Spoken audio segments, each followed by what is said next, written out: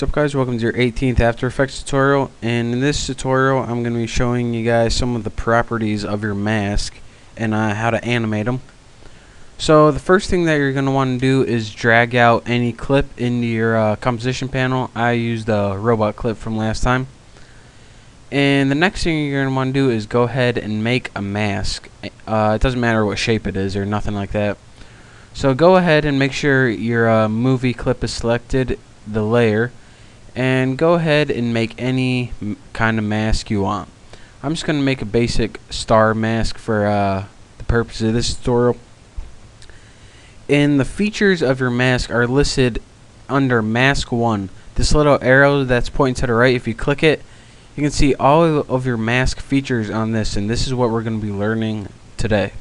So again, click that little arrow and it'll display all the features. The first one is the mask feather. And what the mask feather does is feather out the pixels on the edges of your mask. And to do that, all you need to do is scrub the values to the left or right. This first value right here is on the x-axis, and the second one's on the y-axis. That's left and right and up and down. And again, when you do this, it feathers out the pixels both on the inside of the line and on the outside, on either side. So remember that when you're making a mask. And if you want to unlock these two little things, you just have to press that little lock, and now your proportions, you can edit either the x-axis feathering and the y-axis feathering independently.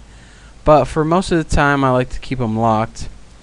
And that's pretty much what that does. Just feather out and kind of give your nice mask a fading in and fading out. So let's set that back to 0 and forget about that for now. The next thing is mask opacity, and this is pretty much, well, I can't explain it any better than that. It's the opacity of the mask, or how transparent it is. Now this is pretty much just like the opacity we covered before in the transform. Right here, opacity. It works in the exact same way, but the difference is this only applies to your individual mask, and this applies to your whole robot layer.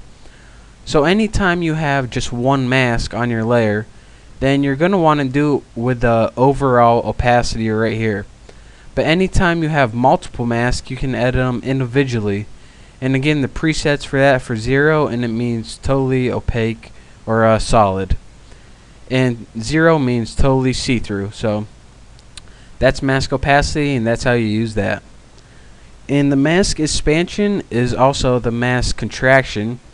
What this does is allow you to either take the original shape of your mask and either shrink it by making it a negative value, or expand it by making it any value greater than 0. So that's pretty much the basics of that. You don't really have to know anything extra about that. But those are the three.